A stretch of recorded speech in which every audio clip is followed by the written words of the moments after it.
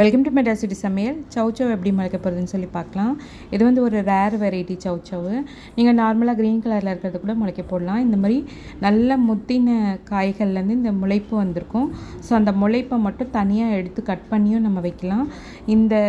அப்படியே இந்த காயோடையும் வைக்கலாம். அந்த மாதிரி வைக்கும்போது அழுகல் வந்து அந்த விதையுமே சேர்ந்து அழுகி போயிடுது. அதனால தான் நான் வந்து இன்றைக்கி வெறும் விதையை மட்டும் எடுத்து முளைக்க போடலான்னு சைடில் இருக்க அந்த காய்களெல்லாம் கட் பண்ணி எடுத்துகிட்டு அந்த விதையை மட்டும் முளைக்க போடும்போது உங்கள்கிட்ட மஞ்சள் இருந்ததுன்னா மஞ்சள் தடவிக்கலாம், இல்லைனா சூடோமோனாஸ் இருந்தால் அதை போட்டுக்கலாம்.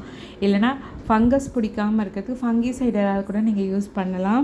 நல்லாவே முளைச்சி வருவாங்க. இதோட மண்கலவைன்னு பார்த்தீங்கன்னா மணல் இருந்தால் மணல் ஆட் பண்ணிக்கோங்க. ஒரு பங்கு தோட்டத்து மண், ஒரு பங்கு மணல், ஒரு பங்கு தொழு உரம் அந்த மாதிரி ஆட் பண்ணிக்கோங்க.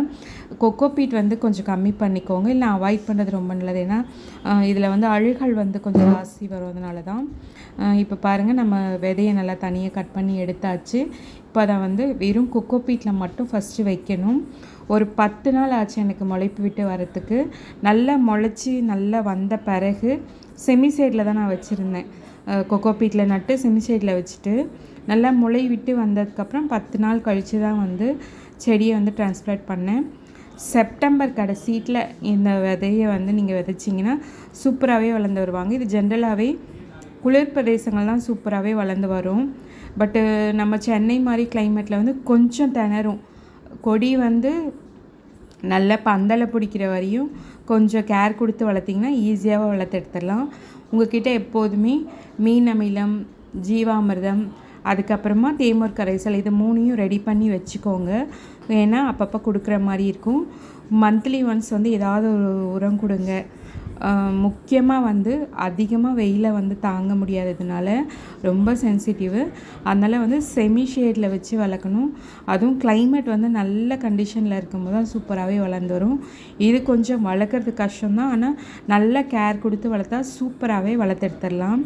பாருங்கள், 10 நாளைக்கு அப்புறம் வந்து ஒரு 25 லிட்டர் பெயிண்ட் பக்கெட் அதில் தான் நான் வந்து மாற்றி வைக்கிறேன். ஸோ மண்கலவை என்னன்னு முன்னாடியே சொல்லிட்டேன்.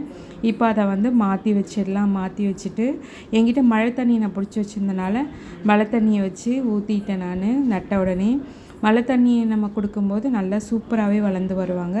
ஸோ இது இப்படி தான் வந்து வளரும். ஒரு 3 மாதத்தில் காய் பிடிச்சிரும். காய் பிடிக்க ஆரம்பிச்சுன்னா போதுன்ற அளவு காய் பிடிக்கும். இந்த வீடியோ ரொம்பவே யூஸ்ஃபுல்லாக இருக்கும்னு நினைக்கிறேன். வீடியோ பிடிச்சா லைக் பண்ணி ஷேர் பண்ணி கமெண்ட் பண்ணி பக்கத்தில் இருக்க பெல் பட்டனை அழுத்திடுங்க. உங்கள் ஃப்ரெண்ட்ஸ் அண்ட் ஃபேமிலிக்கு ஷேர் பண்ணுங்கள். கண்டிப்பாக நீங்களும் உங்கள் வீட்டில் சௌச்சோ வளர்த்து பாருங்கள். பாய். நெக்ஸ்ட் வீடியோவில் பார்க்கலாம்.